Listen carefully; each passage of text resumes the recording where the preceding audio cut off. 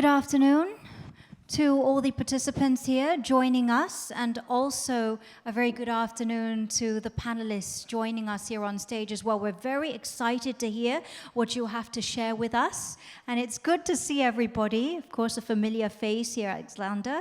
Welcome back to Bangkok, looking very dapper indeed. Very tie. Oh, and the color is matching as well with Nikki there. There you go, brighten up the stage for us. Okay, now earlier on today, we did have a thorough discussion for the architecture panel discussion, and we really focused on sustainability. It is the way to go, and the future has to be a sustainable one, and we have to commit to that, translate all our plans into action.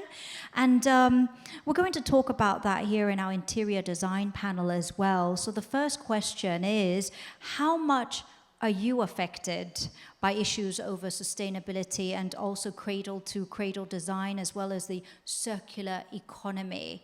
Do we have a volunteer, and who's going to be first to address this issue? We'll start with you then. Why not? Okay. So I think, like in the morning, one of the architects said, sustainable decisions have to be made all the time, right? When we are, as designers, interior designers, architects, working on projects, and I think I can only underline that.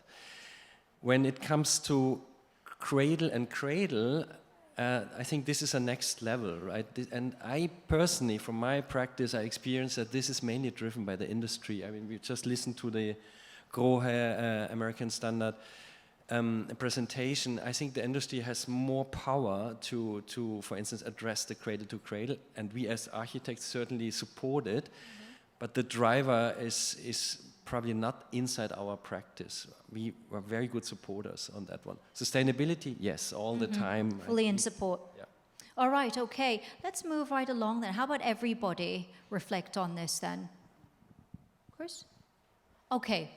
Yes, please, Nikki, you take over then. I think what you said was fantastic, that we have to be driven by other forces. But for us, our responsibility is to our clients. The cradle-to-cradle idea, the concept, is fabulous, but it's really been embraced much more in Europe and in the US. Maybe to a certain extent in China, but in Asia it's still very, very new. In Singapore, honestly, we don't even have household rubbish organized, which I think in Europe has been going on for about 10 years. Yeah. Where what they have done is prioritized greening.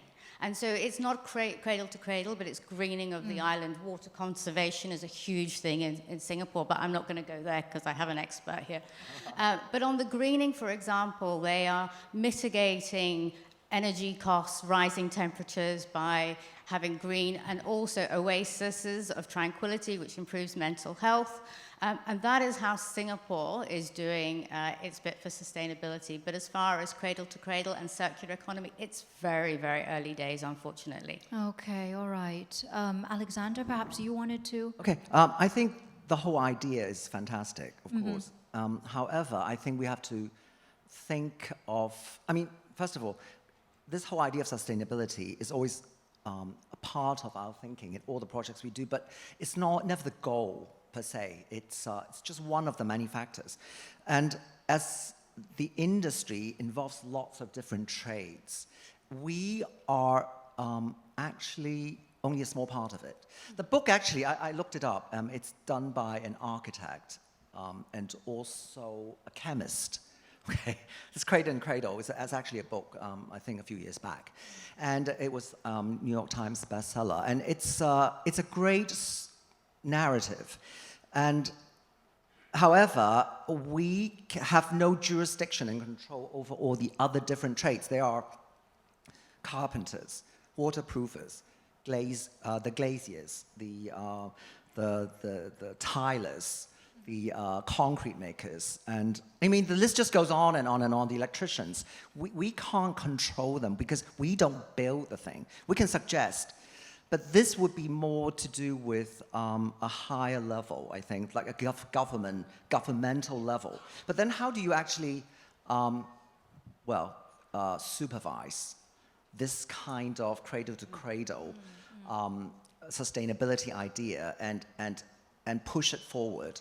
So the enforcement will also be really tricky. So it's very vast, but of course, on paper, writing a New York Times bestseller with the architect and the chemist, it's a great idea, but they have never, I dare say, they have never built anything extensive. If I can add to Alexander's point, site. I think he's right on point that this has to come from government policy. And so, for example, in Singapore, they have given financial and tax incentives for solar paneling. So we do have clients who come and ask us about putting solar paneling, and they are open to those suggestions. But unless the government policy, official policy, is to encourage cradle-to-cradle design, I think it's going to be a long time coming. Okay, all right. Very interesting point there, Antoine. You wanted to add something? Yeah, actually, because I think, I see a common thread. I would agree with Andreas, for example, that it is a duty of organizations, right, big companies, the industry, to provide tools, right? Because like you say, you cannot control everything. So you need to be given the tools to do that. It is a duty for organization. That's why we address that in many ways, but we need to give those products, those solutions that empowers you, right, to achieve more of these kind of sustainable goals. Otherwise, like you say, you cannot control, so you have a limited impact over that if there is no government policies. Okay, noted. Thank you. Let's go over to the next question then. Why not? This is a bit more specific here. How much do you take issues like water saving into account? Now, you might also want to bring up some other issues, or, for example, what your clients are requesting for, maybe, or even yourself, that, things which you should not overlook as well. So how about you start with this question, Chris, then? Hello? Yeah, okay. I think it's really important. The issues of our water usage and our ability to save water through our fixtures and fittings. It was one question I didn't get to ask earlier on in the presentation. When we have these waterfall spa showers, are they using more water or less than we would normally use, these kind of things? I think they're beautiful and wonderful in certain conditions. If we start thinking about conservation, the idea of recycling that is actually really good and kind of answers that kind of question. Exactly. Yeah, but for the issue is going to be where we want to drive this. Is if it's government, then we are the drivers for government. So it's our mandate to them to create the rules and regulations to enforce and push everybody to save water, use solar power, etc. Give us as in Singapore, extra GFA for having ecological green elements in our buildings. We get extra GFA, so there's a benefit and a bonus. But that mandate comes from us in this room, it comes from the people. And if we don't drive that, then that's going to be the issue, that we're just doing status quo. But we should be saving. We should ask ourselves how our homes, how our buildings, how our cities can be producers rather than consumers. And you see that all through Bangkok with all the glass buildings. They don't need to be glass on all sides. They save energy if they're not, if they have solar shading. And they can also collect water. And these kind of things are going to be brought into it, but it comes from ourselves to do it. I actually start talking to my clients, and I say, can your building be better? That's what I start my conversations with. All right, okay. Thanks for that. Does anybody else want to reflect or share their thoughts on this question? We're specifically talking about water saving and how much you place priority on that, but perhaps you have some other examples of being more sustainable, being greener, if I'm allowed to use that word, and contributing to the circular economy more. Alexander's thinking hard. Okay, I'll say something. To us, a very large part of what we design, it's not just bathrooms and kitchens, of course. So there's a lot of areas where we have to deal with maintenance and cleaning. And actually we use a lot of water cleaning, services. So if you design something which is very hard to clean, people won't clean it. So that's not conservation, that's just dangerous and in a post-COVID world. So we try to design something that's easy to clean, easy to maintain. And also, hopefully, you can clean it with less water rather than a lot of water. So if it's very complicated surfaces, then we have to come up with how it's going to be cleaned. We do cinemas, of course, so you maybe using ultraviolet. That would be something in the future to kill off the germs. And so there's a lot of things we can do. And in terms of water conservation, it's not just in the bathroom or the kitchen and the plants. But I mean, there are lots of societies or communities in America, especially like I think LA or in Arizona, they have gone through water consumption restrictions. So that would be a huge, a vast source of material for us to research in terms of finding out what happened and how effective everything is in terms of water conservation. So we are not an expert in this field. That's also very interesting, though, to consider designs which are easy to clean, yeah? Simple or not? Well, that's for you all to consider, yeah? But Antoine, did you want to say something? Yeah, just wanted to react on Alexander's comment. I think what Alexander was also saying here is, which is very interesting, is it's very hard to change people's behavior, right? So it's about designing things right. And this is why I was mentioning in the presentation earlier, you know, there is a way you can guide the user experience, the usage of a product, so people do have more sustainable behaviors, but even sometimes without noticing it. You know, so I think the whole idea of not being able to necessarily change the behavior, but designing it so we encourage sustainable behavior, I think it's a very interesting aspect here. All right, please, Andrea. Oh, I just wanted to add that in Singapore, water scarcity is a huge issue. And as a result, the Singapore authorities have very, very strict codes on what can be used, so much so, and I'm scared to say anything in front of Anton because he's the expert, but in terms of flow rates, how much water a toilet flushes, even appliances like dishwashers, washing machines, these are all carefully, they have to be approved and have certain water usages. And I don't want to kind of sound like I'm just saying banging the same drum, but I think it really has to come from the government because they've done it in Singapore and it's been incredibly successful. So definitely the government should play a greater role in all of this too. Thank you. And Andreas, I think you also wanted to say something. It's a similar topic, just from the picture of Europe, for instance. Water saving is not something you need the support from the governments, right? If the government doesn't force the people to save water, then it doesn't work. In Spain, for instance, where my family lives, in summer water is restricted because of not enough water there, right? But you won't find rarely people who restrict their consumption of water. But if the government say, okay, you get water every second day or only 6 hours per day, that's the way how it works. It's a bit sad, but I think it's the only way to... Or pricing. To authorize it. Yeah, if you price, it shouldn't be a free resource. Like pricing policy. That's definitely going to make them think twice about turning that tap on, huh? All right, let's move on now. The question between renovation and demolition, we touched on this in the panel discussion prior to this one.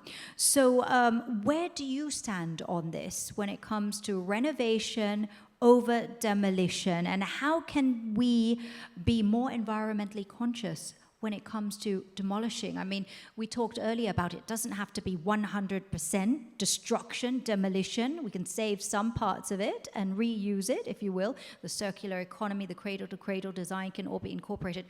Where do you stand on this? Who would like to start? Okay, again, I think each area is completely different, right? I just was in Dubai. In Dubai, there's nothing to preserve, right? Everything is brand new. So obviously, people there have a completely different understanding how to judge, right? Should I keep something or should I demolish? Whereas in Europe, it's the opposite almost.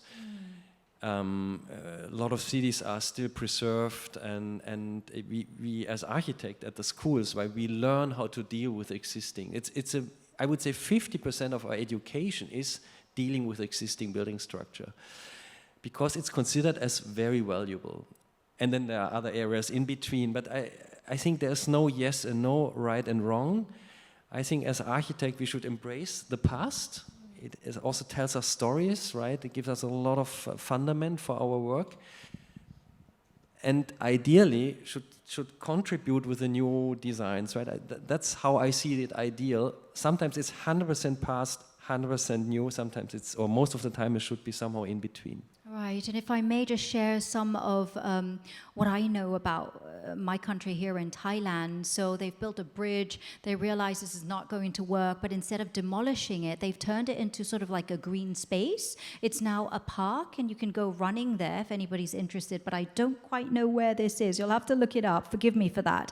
And then there's another building inside this really huge university compound over by Rangsit, and apparently they're not using that building anymore, but instead of demolishing it, they've now turned it into an experimental agricultural space. So I think that these are some, yes, a farm, Alexander, and I think these are wonderful examples too. Yeah, can I interject? And I think it's that's a great idea.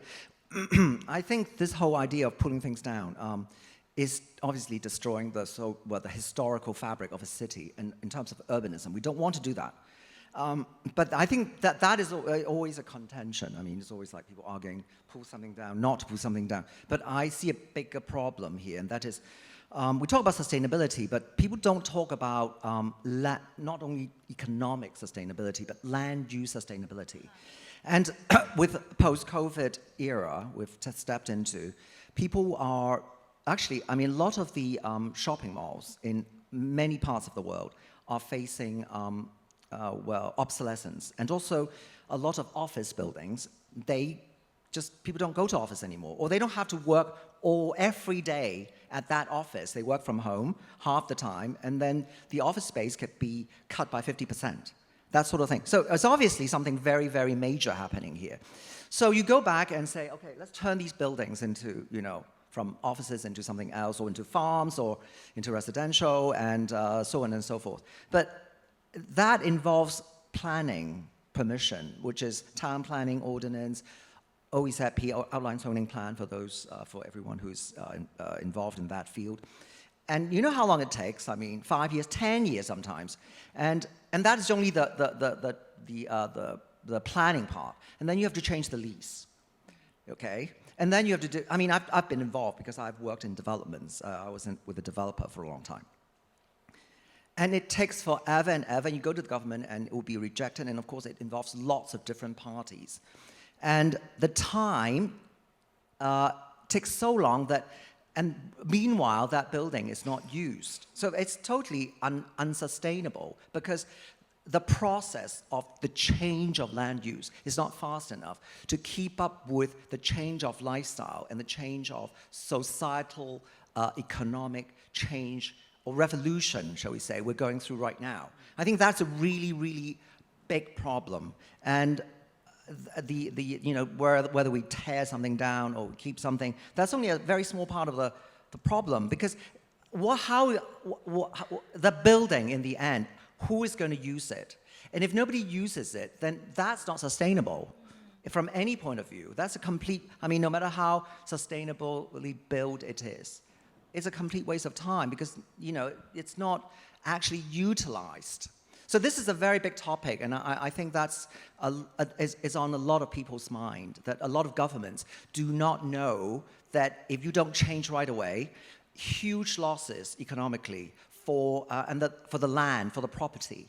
And I think a lot of real estate developers are very, very worried about that too. Okay. Chris, what's on your mind when it comes to renovation or demolition? Well, I think if you go for the renovation work, you have your reasons why you want to be renovating. And if we look at the changing attitudes towards our environment internally within our homes and offices, we have the WELS accreditation for healthy environments now. These could be good starting points for retaining but upgrading to a more healthy environment. That could just be a matter of changing the fixtures and fittings a little bit, or getting a new type of paint into it. There's a group in Singapore, they're supported by the government a little bit, called Gush, and they make environmentally sustainable paints that take in the volatile air particles. So these kind of things can be looked at as a benefit to the renovation works. And then it's the fixtures and fittings that are left over which we can bring back into the circular economies if we can recycle these in some manner or way and form that starts to have that conversation rather than wholesale demolition of the things. So it's also down to the clients what their goals are and how we can adjust that goal to be beneficial to them and also the environment and the conversations, I think. Okay, talking about clients and you, Nikki, talking about pricing, you brought that up. How do you go about managing clients' expectations, particularly because everything is rising in costs, right? Yes, everything is rising in costs, and it's obviously a problem worldwide, not just in Asia. Perhaps worse in Singapore, I would say, because not only are we facing supply constraints, which we thought would ease after borders opened up, but we haven't seen that, and then rising costs worldwide. We're also seeing our property prices and our rental prices going up, as we've seen this massive influx of people from Hong Kong and China. So, I mean, it's not unusual to see rents at the time of renewal going up 50, 60, well over 100%. So cost is probably the number one worry of our client base, which is forcing us to be more resourceful. We have to give them the best bang for their buck, so they're very worried about costs.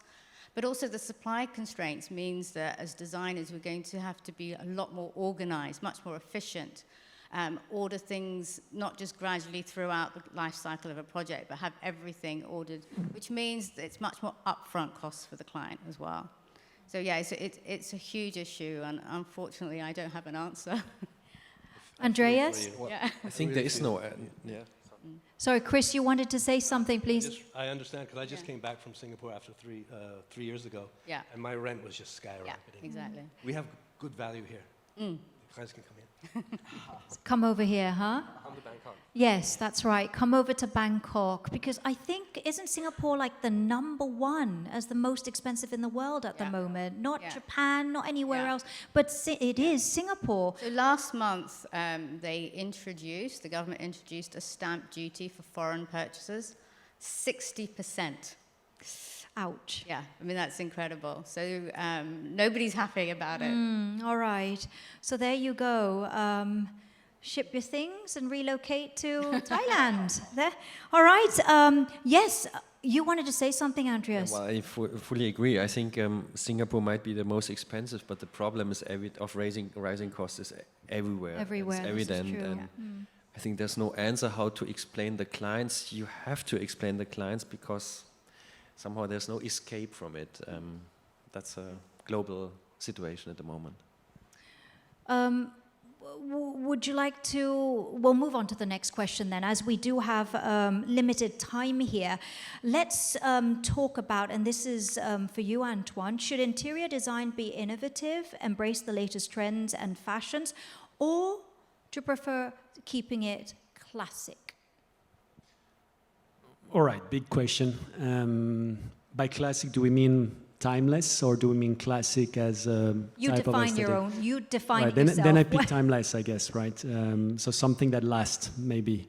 I would not see or, I would see and. And the reason is because, of course, an interior design needs to embrace, the trends. And by trends, I'm not looking at maybe some of the very rapid, movements when it comes to necessary aesthetics.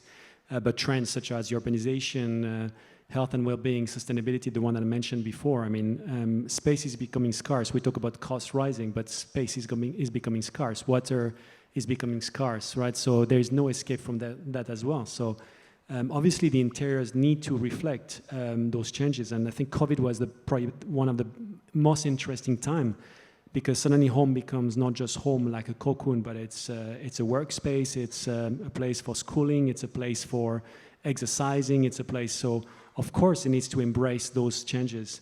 But in the same time, of course, we talk about a home, a place where people spend a lot of time, and again, COVID has also changed a little bit the way people see home. They spend more time, they are more willing to spend more time, they're willing to upgrade. And therefore, the space needs to, of course, reflect one's personality, aspiration, But in the same time, it needs to be long-lasting because we're also talking about the cost for renovation for someone.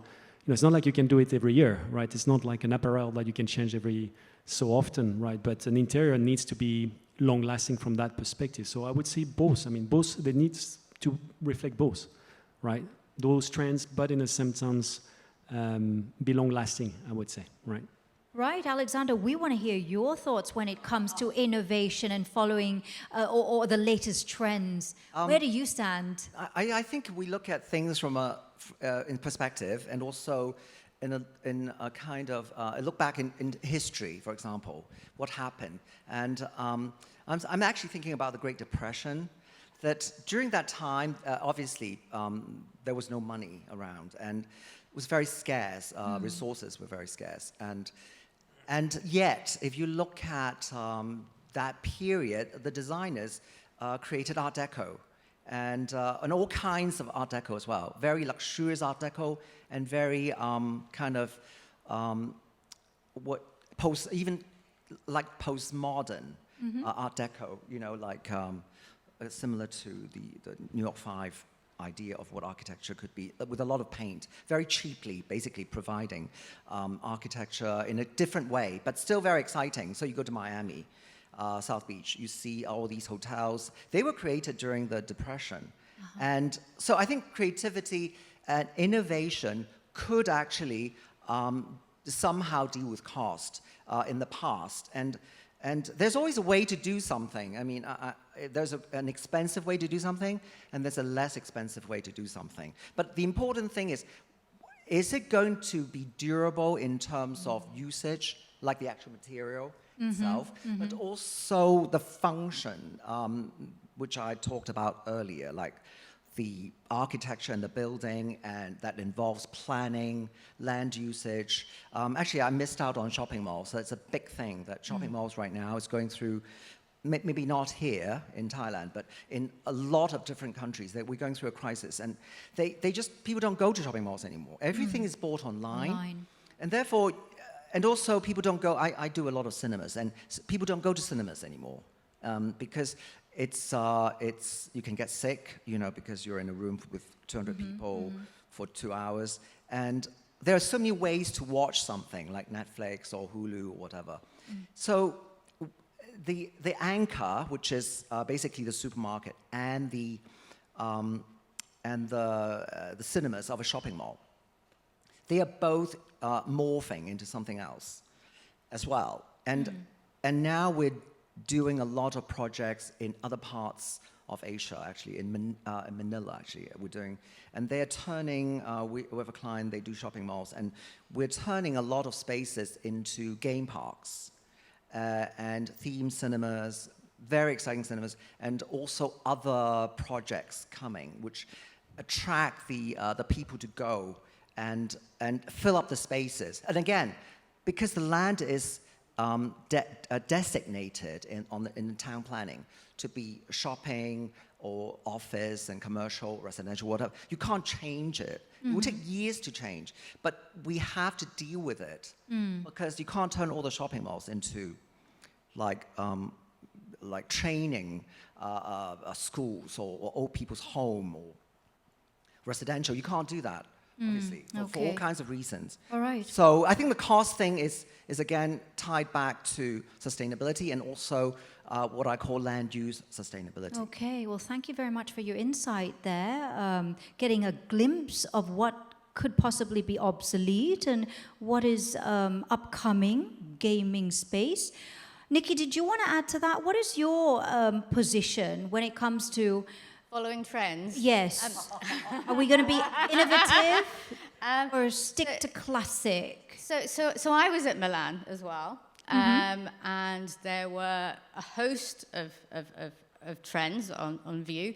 Perhaps the biggest trend that I saw was texture. Texture was absolutely everywhere: walls, ceilings, floors, just everything that could possibly be embellished. So would I be following it? I think it depends on the reason. So during COVID, we were all stuck indoors, touching smooth, shiny, man-made screens and keyboards. And our sense of touch was really deprived. And I think also COVID highlighted for many the importance of touch. There's a reason why pet owners live longer. When you touch something, it stimulates feel-good hormones, it lowers stress, it makes, it even physically lowers blood pressure, heart rates. So designers, product designers have responded in spades and with a plethora of textural elements. So would I be putting them into my projects? Yes. If it improves the well-being of my clients, definitely. If it's just because it's high fashion, then not necessarily. Okay. And when something has a really good positive impact, it goes beyond trends. It becomes in its own a classic. So, yes. I like that. All right, thank you so much, Nikki. Krista, did you want to talk a bit about this? The difference between classic and timeless, I think that was something you were almost going to talk about a little bit. It is the important aspect of it. That design can be timeless and therefore become a classic. So a Ferrari Dino at the time was a very modern car, and now is a classic. But its design is timeless. I wish I had one, but instead I can have a BMW maybe. And I think that's important to remember, because the other things is the trends and the short-lived trends, or what we think might be a long-term as becomes a short trend. So an example in Singapore, I was looking at a condominium, and it had avocado. Avocado. Avocado toilets. Oh. A nice green color. And the one on the level above had the rose petal. And these at that time in 1970, mid-70s, that was a popular fixture color. It's back in vogue again now. Avocado, Yes, seriously. absolutely. So it comes So and it comes goes. round. Yeah. So, but so these things can come and go. But a timeless design is something that you can work with and ages well as well. The materials can age well. The timber that we use in the interiors or the marble work can grow a patina to it, which then becomes classic. Okay. All right. So far everybody's reflected on this question, so why not get your thought on this, Andreas? Well, all I said I think is right. What we try, but not always succeed, is to not follow a trend necessarily, or thinking about being classic, but try to curve out a narrative for each project, right? So create a story, because my feeling is that clients always lost, right? They're lost. Should they follow a trend? Should they remain classic, right? They're also lost. But if you give them a story on hand, then they can also explain their own project to others, especially in sales, right? This is very important. The salespeople later, they go into your space and they need to sell their products. They also need to have a narrative. So again, I think storytelling is something architects should focus on, and that helps to be at the right time, right? With like the Ferrari Dino 40 years ago, it was also at the right time. Still a great car. Ideally, Okay. architecture doing the same. Yeah. Wouldn't mind if you have one, or perhaps he has one already. I don't know, but Also not. okay. We'll pause with the questions here. Just checking. Are there any questions from the floor here? If you do, please raise your hand. It's now or never, because I have one more question for the panelists here, and then we're going to wrap things up. So any questions from the floor? No. So everything has been really sort of on point, crystal clear. They're appreciating everything.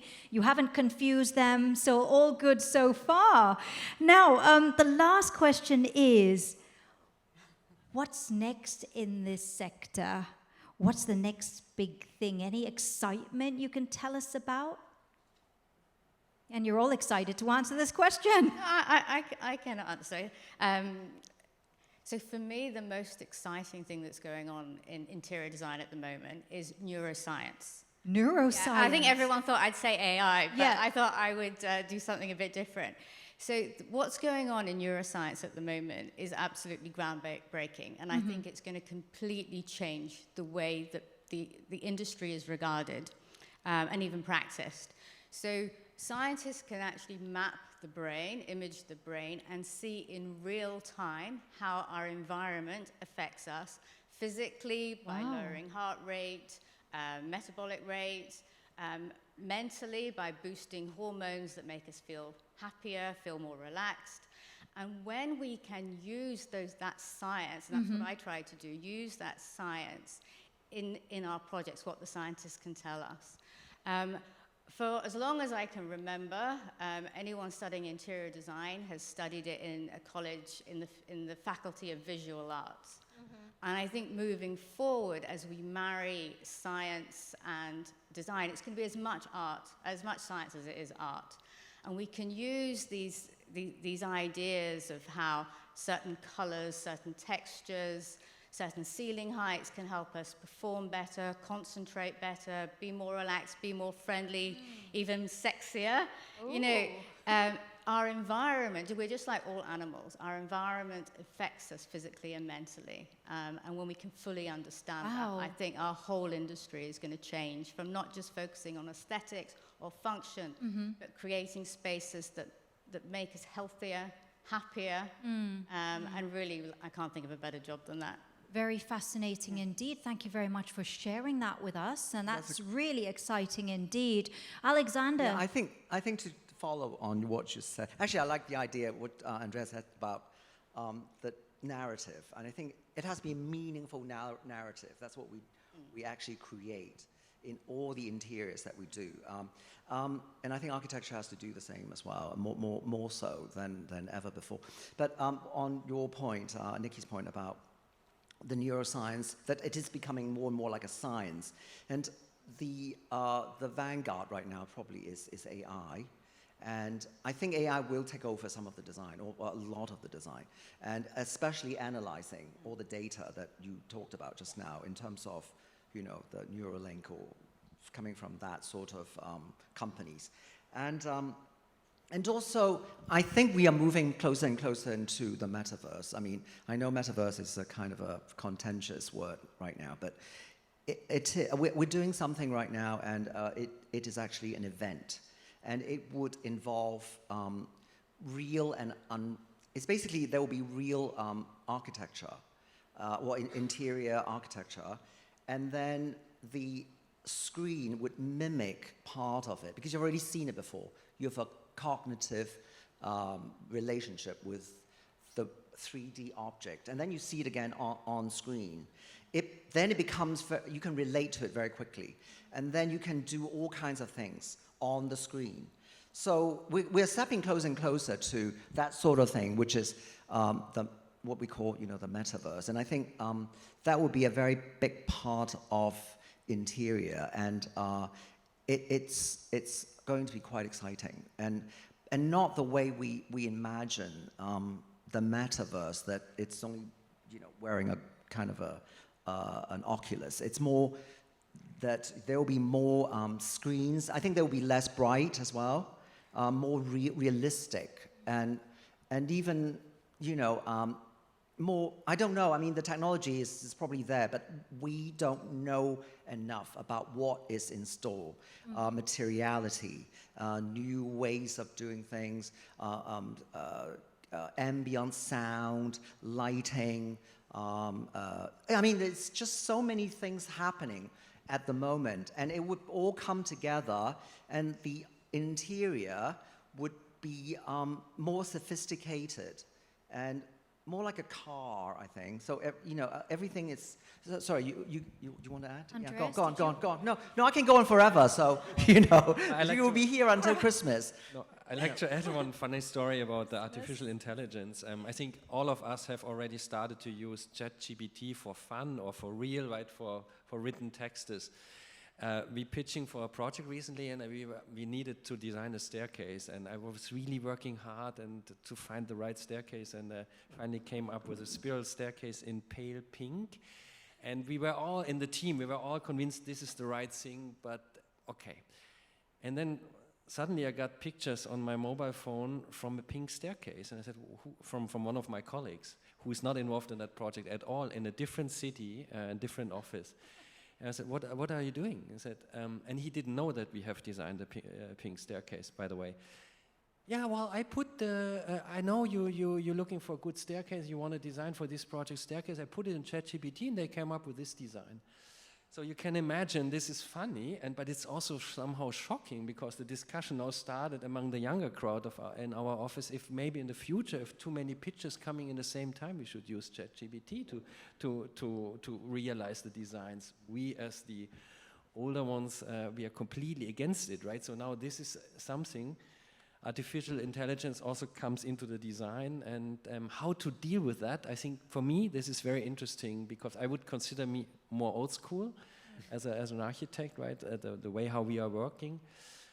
But yeah, we have to be open now. Can I just add something very quickly? I forgot to say, because I've been looking a lot at this Baudrillard book, the Simulacra and Simulations, that was done in the 80s. That when I was a student back then we had to read it, but back then it was just all philosophical, BS. But the fact is, the whole film, The Matrix, is based on that book. All the actors and actresses and the crew had to read that book, and I think we are moving into that world, The Matrix, and I recommend you guys all to, read at least the Wikipedia of Simulacra and Simulation. And we are moving closer and closer to it. And I know that we're very negative towards it because we think that it's very dark and, robotic and, just like the film itself, The Matrix, that it's very, just not nice, okay, non-humanistic. But that is the zeitgeist. We are moving into that sphere, that multiverse. And I think we need to confront that. And even as professionals, we cannot ignore that because that is part of reality, and we need to deal with it in a positive way so that it wouldn't be dark, it wouldn't be ugly, and it wouldn't be constrictive. So I think that. But it's up to you. It's up to us to add color to it, right? Yeah, of course, yeah. But perhaps it's time to modify it or augment it. Yeah. And rewatch perhaps the Matrix series and get the book. But Chris, you wanted to say something there? Is it an interior space or an exterior space? It's, the metaverse. Sorry? Is it interior or exterior space? That I'm talking about? No, just the idea of the metaverse. How do we see it? Is it interior or an exterior? Well, I don't know enough about it. I don't know enough about it, but it would be both, I think. It would be, we're moving towards that direction gradually. And the possibilities are, will be quite amazing. Why does it have stairs? Why does the metaverse have stairs? It's gravityless. Well, stairs is psychological meanings, not just functional meanings. Right. It comes from the cigarette. And perhaps we should opt for pale pink spiral staircases. Pale pink. Okay. That will fit in very nicely. Yes. I mean, obviously pink is the in color for this panel discussion, but I'm going to give Antoine the final words here. What do you think is exciting about the future? Well, exciting and maybe a bit scary as well at the same time. Oh, no. No, but it's... a good scary. What all the panelists say at the end, it's technology. Whether we talk about metaverse, that was the hype of last year. We had also NFTs. Now this year it's AI. So, who knows? Everything is just accelerating at a very, very high pace. So what it triggers as a thinking process for me is, what's the role of a designer with all these new technology? What's the role of design? And I think Nikki's point on neuroscience, I was happy you said that because that might be the answers to some of these questions, right? If we move to a more virtual world, if we start to get a bit disconnected because AI replaces a lot of the things that we're doing. So, what does that mean? And what can we do with design to make sure we maintain our humanity? And we go beyond that. But I hear quite often people talking about maintaining the humanity, but for me, all these new technologies are just tools. And it's how we use the tools. I mean, we've all been doing this quite a long time. We used to just sketch, and then we now use CAD. It just means it's faster and easier. We can use SketchUp and see things and turn things, and we can make sure that we refine much. So these are just other tools. Yeah, they are enablers. Yeah. They are enablers, and this is the way we need to look at it. We cannot, that's why I mean it's scary and exciting because I think we just need to ask ourselves the right questions.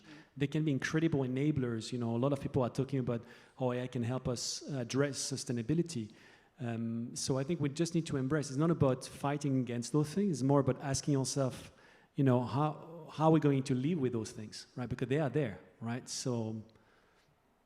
All right, and you know what, I'm so sorry, we can go on and on with our discussion, right? And I'm sure that there might be some questions from the audience here too, but I'm going to have to wrap it up for now because we do have the announcements of the awards coming up next, so stick around for that. But for the time being, please, ladies and gentlemen, join me in giving them a big round of applause in show of our thanks. Thank you so much. Antoine of Lexil Global Design Asia, Alexander of Alexander Wong Architects and Design, Andreas of Any Scale Architecture Design, and Chris from Swan and McLaren, Nikki, the lovely Nikki from Design Intervention. Thank you so much.